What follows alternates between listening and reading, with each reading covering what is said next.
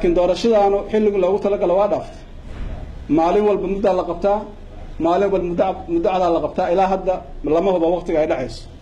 ma isweydiisin waxaan oo dhan maxay u dhacayaan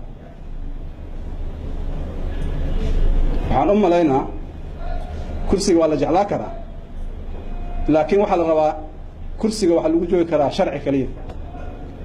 madaxna waxa laga rabaa wixii ballan qaaday inay ku dadaasho inay fuliso haddii deked ay ka soo galayso 6 milyan ama 7 milyan ama 10 milyan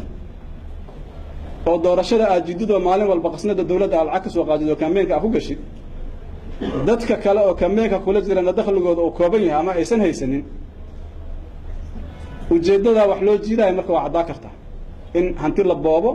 umada la gaajeysiyo murashaxiintu ay daalaan dadku ay daalaan markaas laga faa'iideysto laakiin waxaan leenahay madaalayno diyaaraan nahay دعايات كاستها الله سمايو لعق الآن لا هذا عيب معها لكن عيب وحا إن توق لنقض هذا مدح